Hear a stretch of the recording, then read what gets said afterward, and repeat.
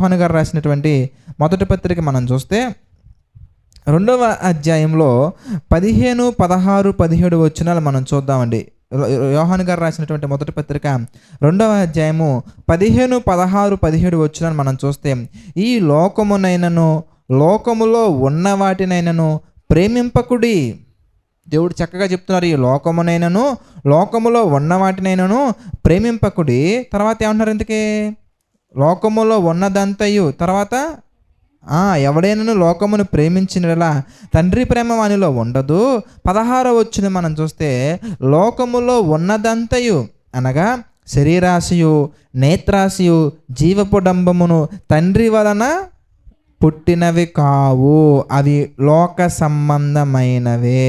మనం జాగ్రత్తగా ఆలోచిస్తే, లోక మాలిన్యము అంటకుండా కాపాడుకోవడం అంటే మనలో శరీరాశ కానీ, నేత్రాశ కానీ, జీవపు డంబము కానీ, వీటికి సంబంధించినటువంటి ఛాయ కూడా మనకి అంటకుండా మనల్ని మనం కాపాడుకోవాలి. ఇది చాలా ప్రాముఖ్యమైనటువంటి విషయం ప్రియులారా. అంటే భక్తి కలిగి మనం జీవిస్తున్నామంటే దాని అర్థం ఏంటంటే, మనలో పాపానికి సంబంధించినటువంటి మలినం అనేది అంటకుండా మనల్ని మనం కాపాడుకోవాలి. దాని అర్థం మళ్ళీ స్వార్థం కలిగి జీవించడం కాదు బ్రదర్స్ అండ్ సిస్టర్స్. దాని అర్థం ఏంటయ్యా అంటే, మళ్ళీ మనం చూస్తే దేవుని యొక్క ఆలోచన ప్రకారంగా దేవుడు మనకి చెప్పింది ఏంటింతకి, ఎప్పటి నుంచో ఆయన చెప్పేది ఏంటయ్యా అంటే, నిన్ను వలె నీ పొరుగు వారిని ప్రేమించాలి. అనగా ఎవరైతే ఆపదల్లో ఉన్నారో, ఎవరైతే బాధల్లో ఉన్నారో, ఎవరైతే ఇబ్బందుల్లో ఉన్నారో, ఎవరైతే అనేక రకాల సమస్యలతో బాధపడుతున్నారో, వారి ఇబ్బందుల్లో దేవుడు మనకి ఇచ్చిన దాంట్లో, వారి ఇబ్బందుల్లో మనం ఏం చేసా వారిని మనం పరామర్శించాలి. అవసరమైతే ఎంత దూరమైనా వెళ్ళగలగాలి.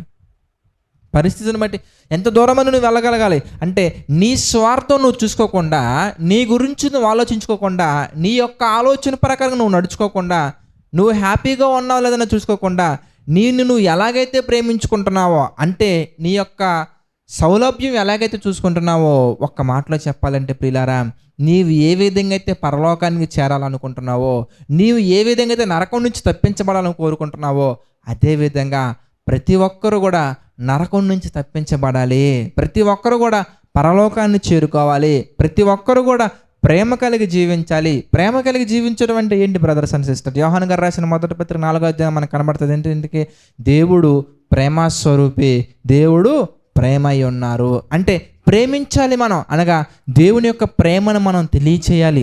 దేవుడు మనల్ని ఎంత ప్రేమించారు, దేవుడు మన కొరకు ఏం చేశారు, దేవుడు మనల్ని ఎంత చక్కగా చూసుకుంటున్నారని ఆయన యొక్క ప్రేమకు సంబంధించినటువంటివన్నీ కూడా వాళ్ళకి తెలియజేసి, ఎందుకంటే ఇబ్బందుల్లో, ఇరుకులో, లోక సంబంధమైన వ్యసనాలలో, ఆలోచనల్లో మరి వాళ్ళు అటువంటి విత్తనాలు విత్తారు కనుక వారి మీద పడ్డటువంటి దెబ్బలు కూడా అంతే గట్టిగా, అంతే సాలిడ్గా ఉంటాయి కనుక వారికి కొన్ని సందర్భాల్లో ఏమనిపిస్తూ ఉంటుందంటే, ఎందుకు నాకు ఈ బ్రతుకు, నేను చనిపోతే బెటర్ కదా అనిపిస్తుంటుందండి. నేను బ్రతుకుండటం వల్ల ఎవరికి ఉపయోగం లేదు, నేను చచ్చిపోతానని చెప్పేసి చాలా చండాలంగా, చాలా నీచమైన నిర్ణయాలు తీసుకుంటూ ఉంటారు కనుక అటువంటి వారికి మనం ఏం చేయాలి తెలుసా?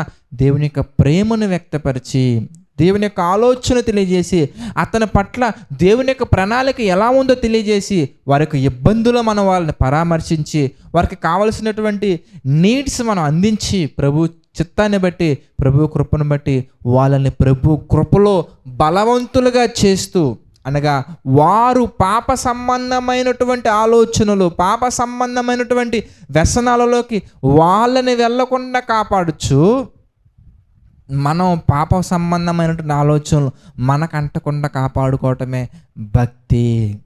నీకు నువ్వు పాపం చేయకుండా ఉండి ఎదుటోడు ఏమైపోయినా పర్లేదు అనుకోవడం అనేది భక్తి కాదండి. భక్తి అనగానే 2 కండిషన్స్ మనకు కనబడుతున్నాయి. మనం ఏ విధంగా అయితే ఈ లోకంలో ఒక కంఫర్ట్ మనం చూసుకుంటూ నరకానికి వెళ్ళకుండా మనల్ని మనం ఏ విధంగా అయితే కాపాడుకునే ప్రయత్నం మనం చేస్తామో, అదే విధంగా నీవు ప్రపంచం అంతా కూడా దేవుని కుటుంబం అని భావించి, ప్రపంచంలో ఉన్న ప్రతి ఒక్కరు కూడా మన సహోదరులే, మన సహోదరిమణులే అని భావించి, ప్రతి ఒక్కరిని కూడా ప్రభు కుమారులని తెలియజేసే విధంగా, ప్రతి ఒక్కరు కూడా పాపం నుండి బయటికి తీసుకొచ్చే విధంగా మన ప్రయత్నాలు మనం చేయాలి. చూడండి, చాలామంది ఎలా ఆలోచిస్తారంటేనండి, వాళ్ళ అమ్మగారు, వాళ్ళ నాన్నగారు, వాళ్ళ చెల్లి, వాళ్ళ అన్నయ్య, వాళ్ళ అక్క, వాళ్ళ తమ్ముడు, వాళ్ళు అంతే. మరి మిగిలిన వాళ్ళంతా ఎవరింతకి? మన కుటుంబంలో ఏదైనా ఒక సమస్య వస్తే మనం రెస్పాండ్ అయ్యే విధానానికి, బయట ఎవరికైనా ఒక ప్రాబ్లం కనబడితే రెస్పాండ్ అయ్యే విధానానికి చాలా తేడా ఉంటుందండి. ఏమంటే రోడ్డు మీద మనం చూస్తూ ఉంటామండి, ఎవరికైనా యాక్సిడెంట్ అయిపోయింది అనుకోండి, ఎవరికైనా యాక్సిడెంట్ అయిపోయింది అనుకోండి, మనం అసలు పట్టించుకుంటామండి? ఆలోచించండి బ్రదర్స్ అండ్ సిస్టర్స్. కనీసం అక్కడ ఉండి 108కి కాల్ చేసి వాళ్ళని మనం అంబులెన్స్ మీద తీసుకెళ్ళి మనం వాళ్ళని అక్కడ హాస్పిటల్లో జాయిన్ చేయించడానికి కూడా, అడ్మిట్ చేయించడానికి కూడా ఎన్ని ఆలోచిస్తామనండి.